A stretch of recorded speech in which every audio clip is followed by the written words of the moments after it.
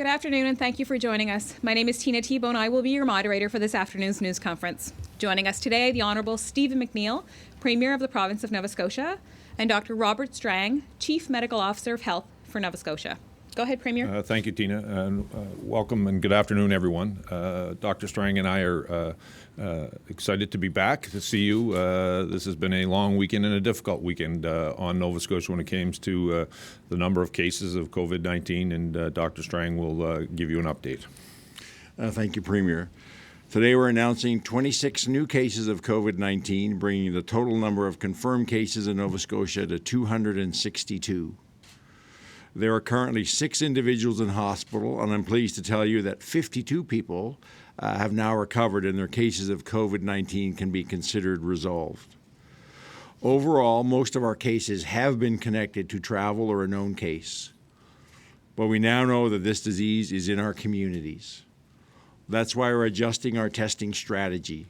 We want to have more options to identify and test for COVID-19 in communities. We need to be flexible and be able to react quickly to the path this disease may take in any community in Nova Scotia. To that end, we're working with our partners in the Nova Scotia Health Authority, both Public Health and the Microbiology Lab, as well as 811 and EHS to offer more testing options. When we identify communities where our surveillance suggests increased disease activity, we may stand up temporary assessment centres if there isn't a centre in close proximity. Today, we opened the first of these centres in Elmsdale. We're aware of increased disease activity in the East Hants corridor, Elmsdale and Enfield, and so we're moving in there starting today with enhanced testing. These centres, it's important the public to know, these centres are not for walk-in. They will operate the same as other assessment centres do now. People must be referred for testing via 811 or a primary care physician and receive a scheduled appointment. How long these temporary assessment centres will stay open in any one community will depend on the disease activity that we pick up and the needs of the community. In communities where there isn't an appropriate facility that could be used as a temporary assessment centre, NSHA is also working to establish a mobile assessment unit.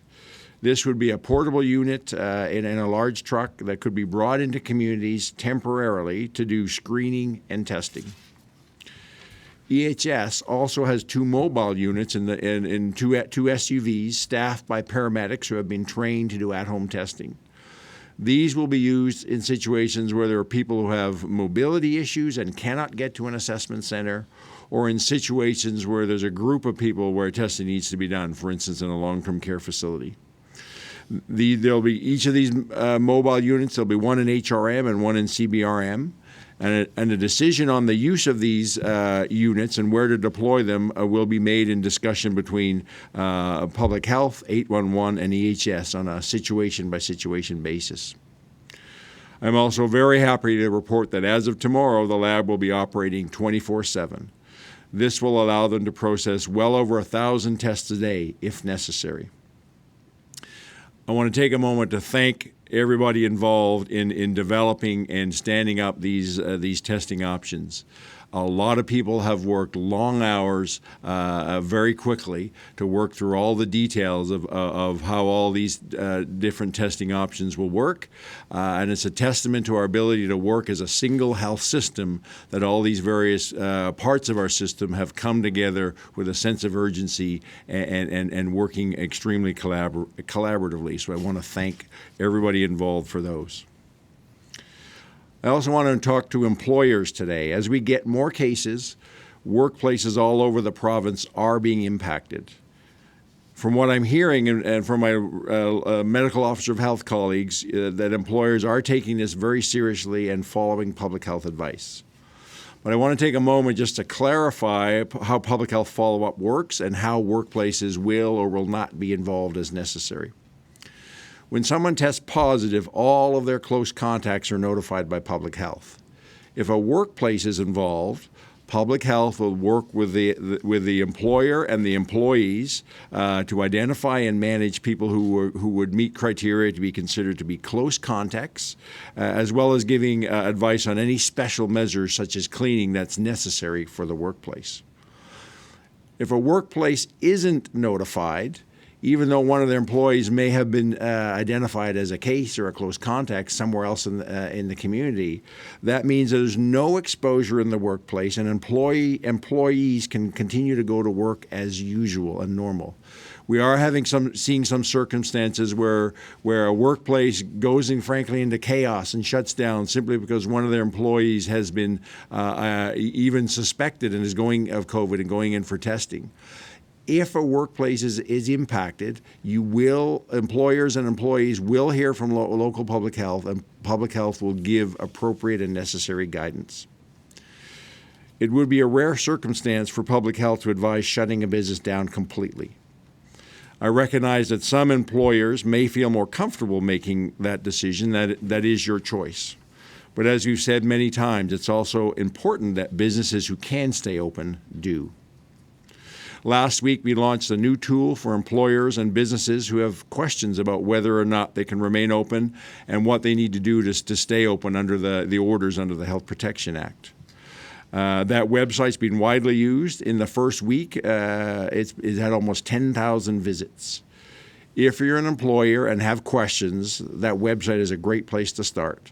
It's on our coronavirus website, novascotia.ca/coronavirus, and look in the section Supports for Nova Scotians, Individuals, and Businesses. I'd like to close by saying that coronavirus is here in Nova Scotia. It is in our communities. Expanding our testing options means we have the ability to act quickly if we see clusters of disease in communities or locations or settings, and that ensures we are able to accommodate vulnerable Nova Scotians and those living in hard-to-reach communities. But testing is only half the battle.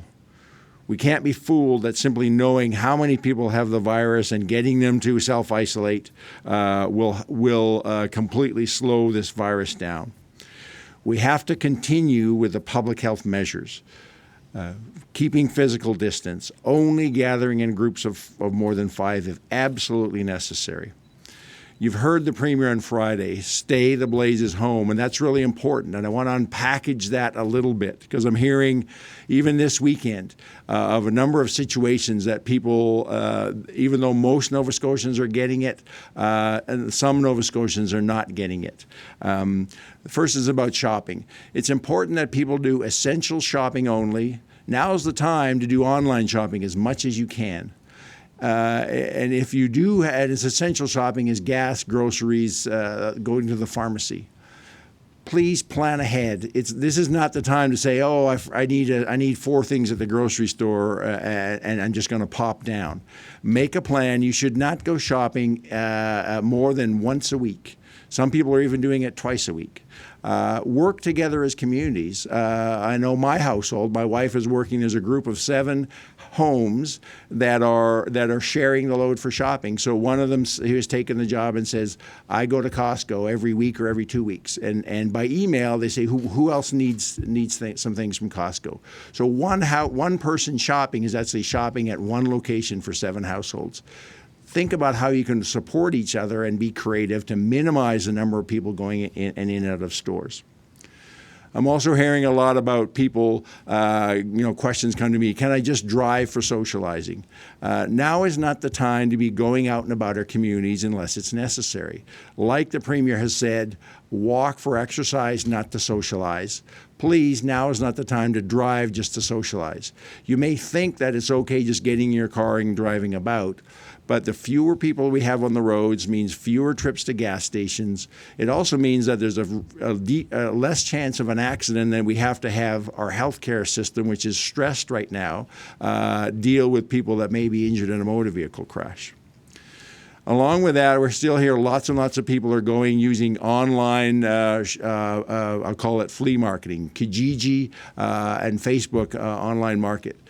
it doesn't make sense if we're saying to people, stay at home and only go out if it's essential shopping.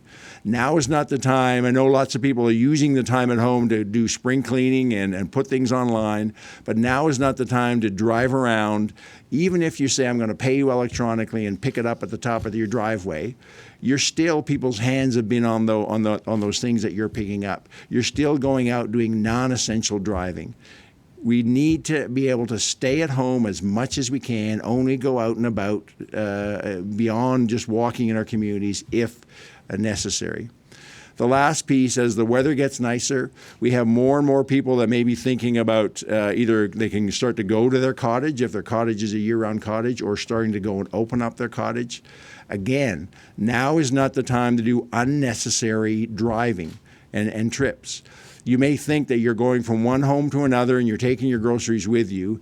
And yes, any one family, that's a low risk. But if we put that all together and have more and more people driving around, having to stop for gas, all those things, the more movement of people we have around Nova Scotia, it creates a substantive increased risk for all of us.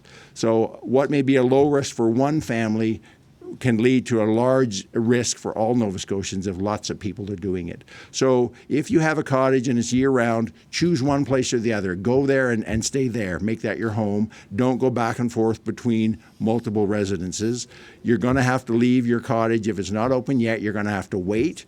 Hopefully we'll start to get out of this by in May into June. You're going to have to wait till then to go out to your cottage. Please choose a home. Stay as close to home as much as possible.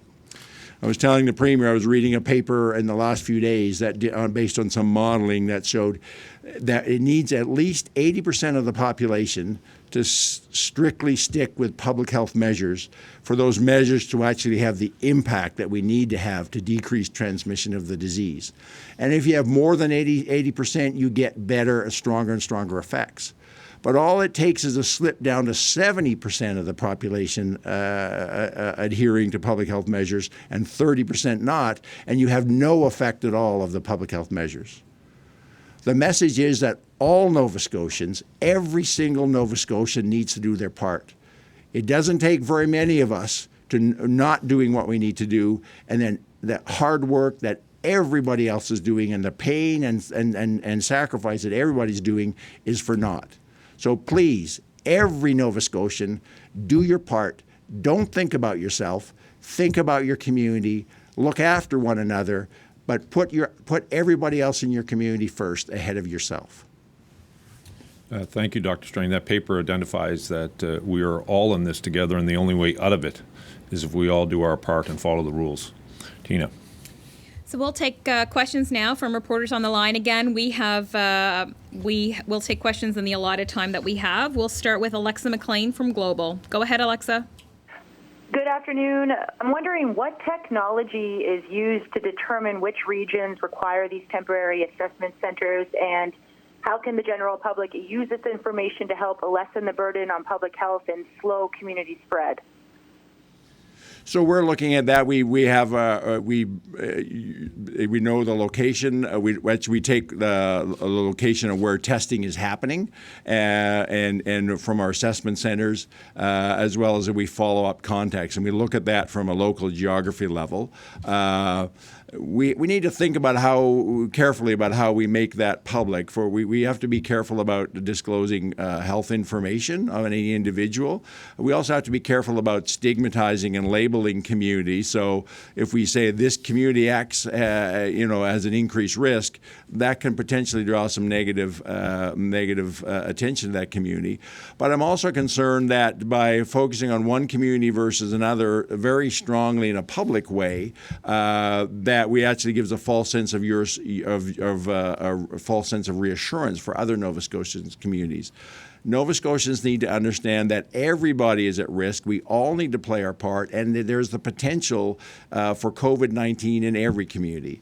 If we identify communities where enhanced testing is happening, that community will be made aware. It's well known now in Enfield, Elmsdale today, because there's been communication in that community as the assessment center has been established. But I have a lot of reservations about putting too much information out there without the right context that can actually send the wrong message around stigmatizing communities or giving Nova Scotians a false sense of reassurance.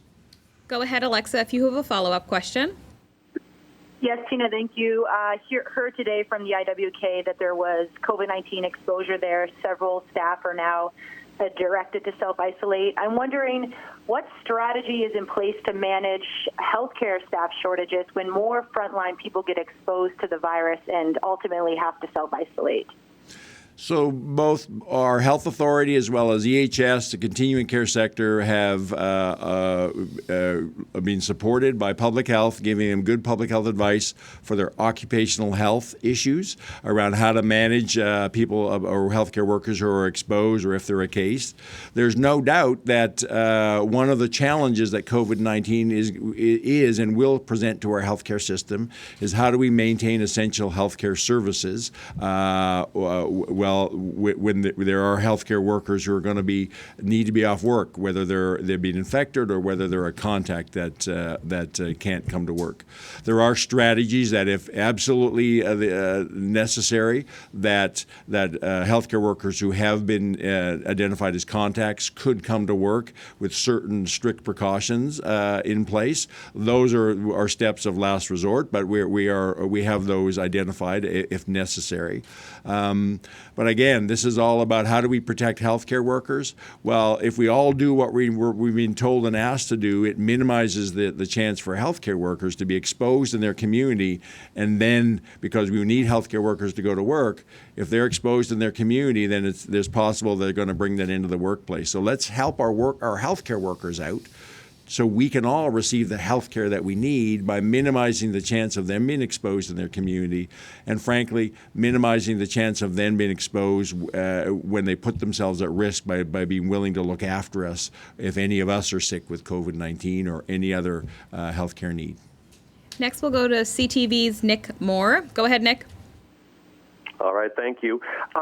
This question for Dr. Strang. Families say they're receiving letters, family of people who have family in long care homes, are saying they're receiving letters saying that in the event of an outbreak there, it's better for the care of patients to take place in the long-term care home rather than the patient being transported to hospital. Can you clarify what, if any, direction long care homes are getting in Nova Scotia and in the event of an outbreak? So we've certainly working.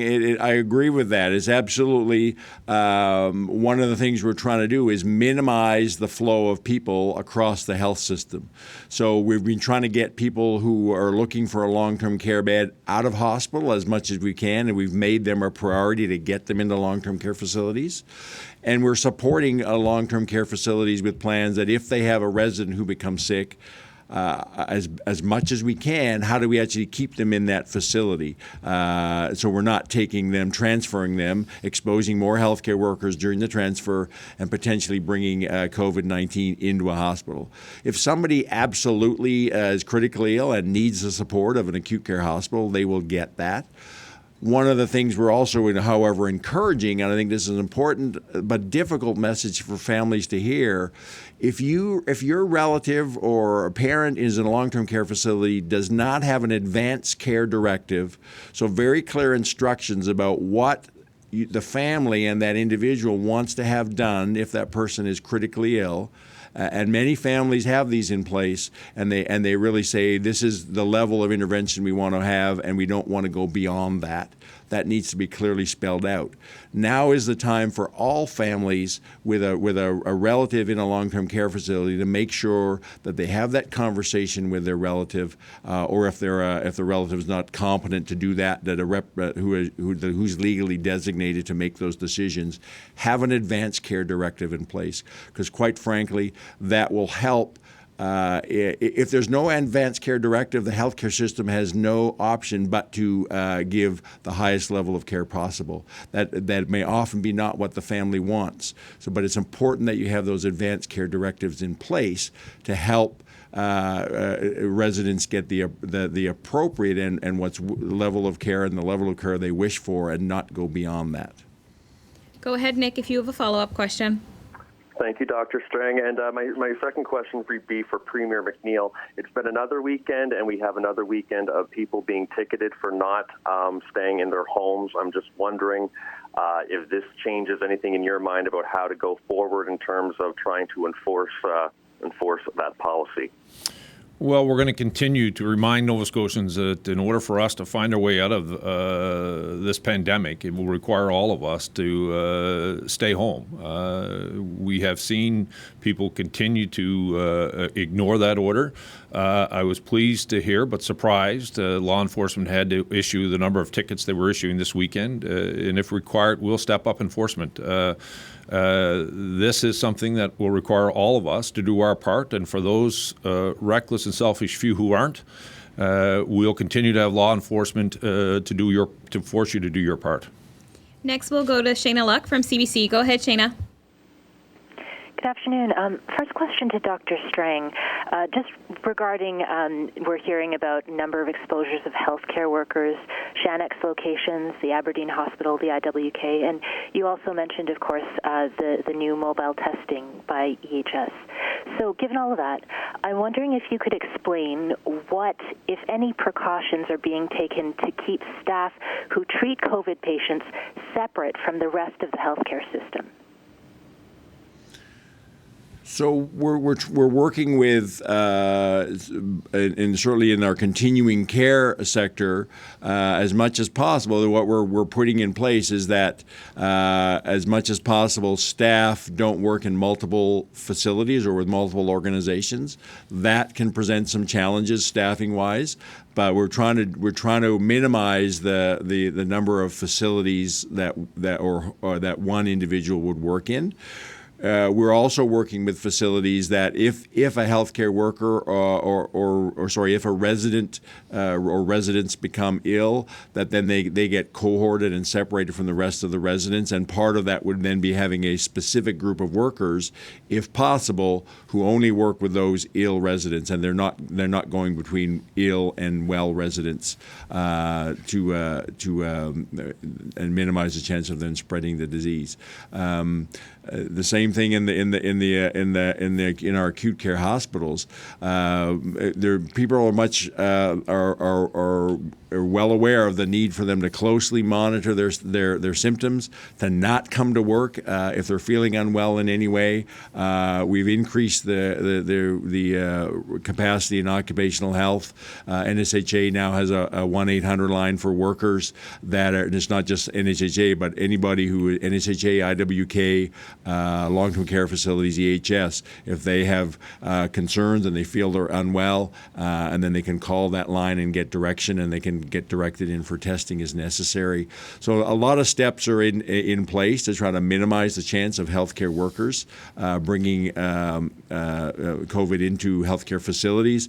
We also have very robust, strong infection control guidance, both for acute care and continuing care, that provides the necessary protection for healthcare workers while they're caring for residents or patients to minimize the chance of them getting infected.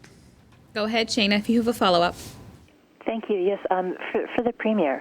Premier, we're hearing from police, Halifax police, that they issued dozens of tickets this weekend.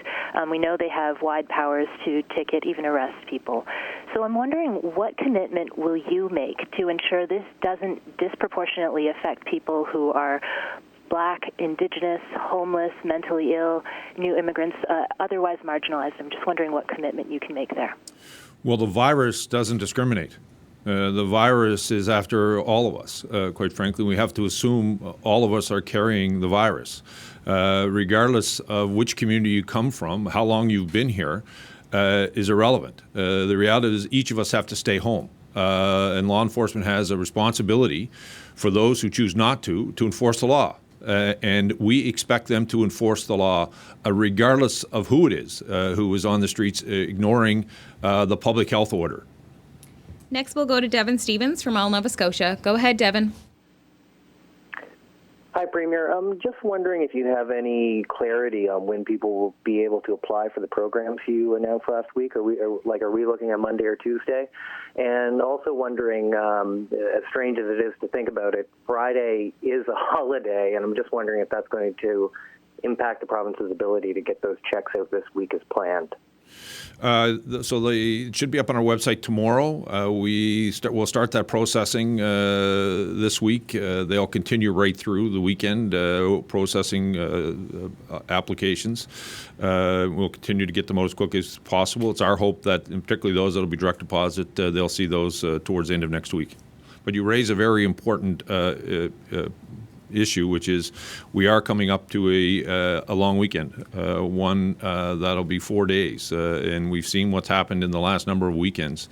It will become all that more critical that Nova Scotians follow the public health order and stay at home and isolate themselves. This is the time of year, or this coming weekend will be the time of year. For many, it is a time when there used to be lots of gatherings, whether it be in the Christian faith or, quite frankly, in our own families. This will be a year where all of us are going to have to find out a new way to do our own worshiping and, quite frankly, our own way to stay connected to our families over this weekend. Otherwise, this pandemic will not be leaving Nova Scotia anytime soon. It will require all of us, regardless of how long the weekend is or when there's a holiday coming, to continue to follow public health rules. Go ahead, Devin, with your follow-up. Yeah, and I was just wondering, too, on the $5 million that Dalhousie has left to spend from that fund. Do you have any timeline on when that's going to happen? Because, as you know, every day is important to small business. So are we looking at, 2 or 3 weeks by the end of the month, or is it more open-ended than that? No, we continue to look at issues that come up. We also have the ability to repopulate that fund, depending on the length of time of the pandemic and how long we have to continue the lockdown. We continue to repopulate that. As you know, one of the commitments that we made, the Emergency Workers Fund, is for those who are self-employed or who don't qualify for employment insurance. The federal government is committed again today to having money in bank accounts this week. This is to help those Nova Scotians that wouldn't qualify for those for another month, to help them through this period of time. And then we're trying to put money in the pockets of small businesses in our province, up to $5,000, depending on what your receipts were for last April. But we're going to continue to work with them, and we'll continue to monitor it. And if we see other issues that we have to address with that, we'll use that remaining money or money that we add to the pot.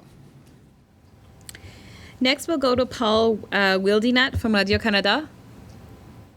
Yes, thank you very much.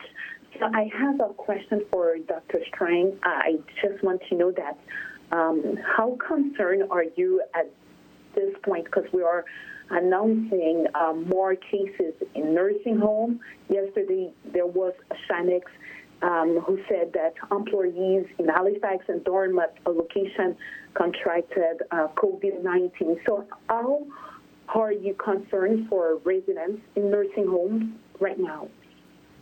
So I'm very concerned, as all my public health colleagues and clinical colleagues across the country are.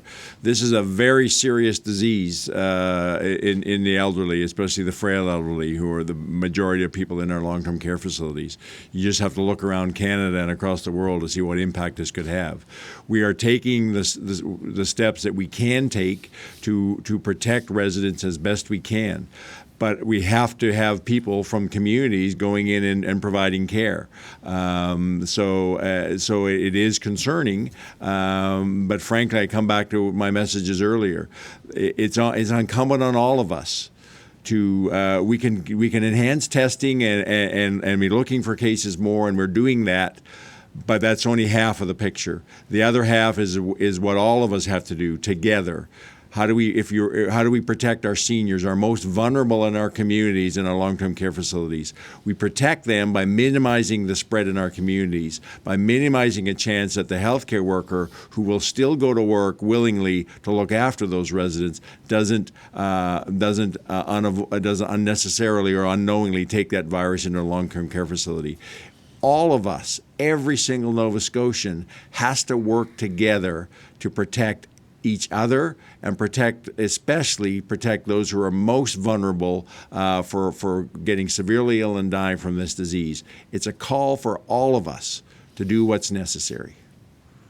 Go ahead if you have a follow-up. I'm good. Thank you very much. Great. Next, we'll go to Ken Kingston from News 98.9 XFM in Antigonish. Go ahead, Ken. Thanks very much. This is a question for Dr. Strang, please. This weekend, the Aberdeen Hospital in Glasgow announced that their women and children's unit would be shut down for the time being, and then it came out on the media that an employee of the hospital had tested positive for COVID-19. Just wondering, is there any additional measures that are being implemented at that hospital right now? So I'm not aware of all the details. I'm aware of that case. I do know that they've adjusted staffing levels and shift some services temporarily to other hospitals. As I said, every facility, the Nova Scotia Health Authority has a robust team of both of infection control experts and occupational health folks, which will give the necessary guidance for healthcare workers, as well as we have, the guidance for the dedicated cleaning staff who are in there taking the necessary steps to keep our healthcare facilities as safe as possible. Go ahead if you have a follow-up, Ken. No, I don't. Thanks very much. Great. Next, we'll go to Tim Bousquet from the Halifax Examiner. Hi, thank you. Dr. Strang, as I counted, there were 55 new positive cases over the weekend. Can you tell us were any of those related to long-term care facilities, and do you have an update on what the status is at long-term care facilities and also the Westville funeral and the hockey tournament up there? So, as you can appreciate, with 55 new cases over the weekend, public health is working really hard to investigate all of those. Many of them are still under investigation. I have not been made aware of any specific cases linked to that funeral that we've talked about earlier. There may be, but none that have come to my attention. We certainly do have more healthcare workers in both in home care and the long-term care facilities that have been identified as part of these new cases. Again, I don't have specific details on any individual case. What I want people to understand is that local public health investigates all of these cases. When it involves either a home care agency or a long-term care facility, they work very closely. There is now I'll call it a table that's set up that brings together representatives in the continuing care sector with folks from the health authority as well as the health and wellness, who are the leads in continuing care. That group is working very closely with public health to manage, and so public health does the management of cases and contacts, works very closely with through that continuing care table to manage all the other issues around staffing, etc., giving advice to the whole continuing care sector. I sit at a level, I don't get the details of every single case, but I make sure that I have oversight and make sure I'm comfortable with all the measures that are in place and the right people are working together to make sure the right things happen. Go ahead, Tim, with your follow-up. Yes, Premier McNeil, the Nova Scotia Federation of Agriculture is saying that there's a movement afoot to establish an isolation facility for temporary foreign workers on April 14th. Do you have information about that and where that would be, how many people would be isolated, and who's funding it?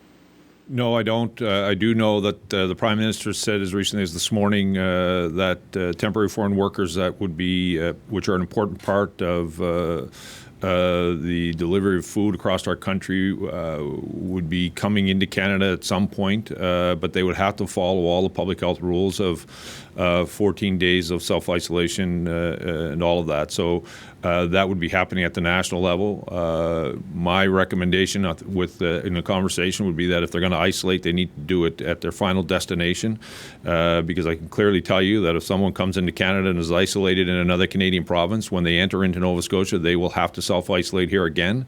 So this is not one of those things where they can self-isolate them in another part of Canada and then put them on a plane to get them here. We will fully expect them to follow the public health protocols. Thanks, Tim. Next, we'll go to Bill Martin from Six Rivers News and Radio. Go ahead, Bill. Thank you. For Dr. Strang, on Wednesday evening this past week, the Director of Emergency Measures for Cumberland County reported to Municipal Council that he had used an interactive world map that allowed people to drill down by country, by province, and even by county. And he reported to Council there were between 2 and 20 actual cases in Cumberland County. Would you regard that as reliable information? So I'm not sure it's reliable or not, because we don't look at cases by county level where what we're reporting publicly every day is updated by Nova Scotia Health Authority health zones. We have 4 of those. When we're looking at internally in public health, looking at our data, we look at it at a much finer level than just by county level. So I don't know if that's accurate or not, and I'm not sure where that map would frankly get its information from, because we don't share. We're not sharing information other than to the federal government, which is all guided by confidentiality. We're not sharing any of our data in any public way. Go ahead, Bill, if you have a follow-up. Thank you. The response to his report, given that he's the director of EMO, was really quite astounding. That people were looking for that kind of information and surprised that he appeared to have it. Since then, you publish a daily update on the cases map, but unfortunately your data is based on how many positive tests were deposited within one of the 4 regional zones of the NSHA. It doesn't actually tell us whether a resident still lives there is now infected. It's clear that people want to know how many residents by county are near them, and the current map you're offering is too vague to provide that.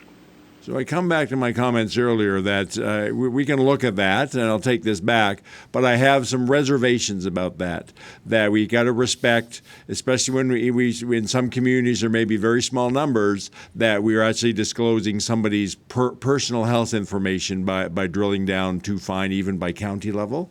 It also, I come back to that. In some ways, it's a distraction. With all due respect, people wanting to know what's in their community, but we need Nova Scotians to understand and to act like this is in their community, whether it really is or not, because it's likely to be there sooner or later. We need everybody to take the necessary steps to prevent spread in communities, and I'm very concerned that giving out that level of information actually gives people a false sense of confidence. That, well, it's not in my community, so I don't have to worry so much. But there's also a concern about stigmatizing certain communities, especially when we have communities. Some of our communities are based on ethnic and cultural backgrounds. That I think we have to be very careful we don't do damage to those communities by having them potentially targeted and stigmatized. So I think we need to be thoughtful about how we do this. Next, we'll go to Maurice Reese from the Shoreline Journal. Go ahead, Maurice. Maurice, are you there? Yep, sorry, forgot the mute button.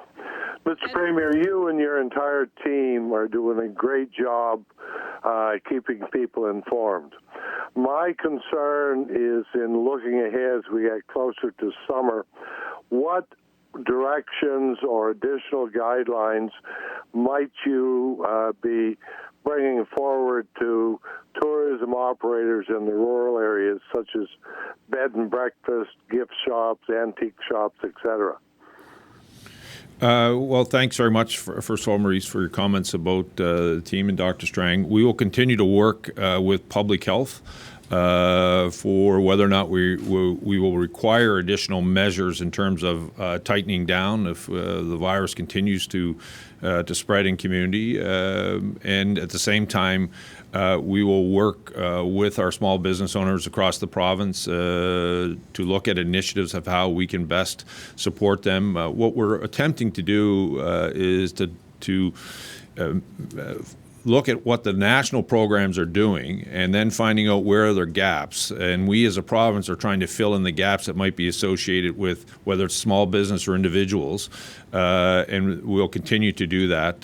But it's our hope, quite frankly, that we will all do our part, follow the public health orders, we'll flatten the curve, and we'll slowly start to see our province open up again. Do you have a follow-up, Maurice? Yeah, along the same line, and I heard Dr. Strang talk about people who own cottages and the guidance that he was suggesting they follow. What about those that have a travel trailer sitting in their driveway and will want to get out? What will there be any further guidelines or limitations as to what they can do? We've closed our parks. We'll continue to keep them closed until the public health order has been lifted. And Dr. Strang will do that in conjunction with all of us. And those private campgrounds will be in the same position. All the public health orders that are out there today will impact everyone. So we expect those Nova Scotians, whether they have a travel trailer or a cottage, to follow the orders of public health, and that is to self-isolate, no gatherings more than 5, and limit your mobility, limit leaving your property. We can't stress this enough. The more and more people continue to move around, the more and more they're spreading this virus, and harder to deal with it. And quite frankly, the longer it will be here and the longer our economy will be shut down. That's all the time we have for questions today. Go ahead, Premier. Thank you, Tina. Dr. Strang has talked to you about expanding COVID-19 testing to better identify the spread within our communities. We have reached a place where we're now seeing evidence of community spread. And this shouldn't come as a surprise. Yesterday we had 29 cases, and today we had 26. Those are the highest numbers yet. On Friday, I told all of you to stay the blazes home. You've had some fun with it, and you did it from inside your home. And I've enjoyed it. Some local businesses made T-shirts and mugs and are sharing the proceeds for the sale of those items with Feed Nova Scotia and other organizations that are supporting those affected by COVID-19. And I'm grateful for that. It's okay to find the humor in these words. After all, we could all use a bit of humor now. But it's very important that people understand and heed the message behind the words. Police in Halifax have told us that they've issued dozens of tickets this weekend and handed fines to people who are not following the rules. People still walking on beaches and in parks, having garage parties, gathering in large groups. The fact that dozens of tickets were issued is astounding to me. I get that the weather's better and people want to be out, but what the reckless and selfish don't get is that they are putting everyone else at risk. They need to stop thinking about themselves and start thinking about their neighbors down the street who've been diligently isolating and following the rules. They need to start thinking about the children who don't understand why they can't go outside and play with their friends. They need to start thinking about the seniors living alone who can't see their grandchildren and who are sacrificing so much. To the reckless and selfish who think breaking the rules doesn't matter, the good doctor and I are here to tell you it does. This virus spreads and spreads fast. Just look at what's going on in Ontario and Quebec. Thousands of cases, hundreds of deaths. I feel for my fellow premiers every day. A week ago, we doubled down our testing because so many snowbirds were returning home from down south and families were coming home from March break. Now, Dr. Strang has told you we're going to broaden that testing again. And while it's a good thing that we're able to reach more people in more communities, it's a bad thing that we have to do it at all, because it means the virus is spreading into our communities. COVID-19 knows no bounds, and as I said earlier, it does not discriminate. It follows the people who don't follow the rules. So if you bought a Stay the Blazes Home t-shirt, wear it. If you bought a mug, drink out of it. And if you have a sign posted in your window or on your lawn, use it as a reminder for yourself, your family, and especially for those who aren't listening.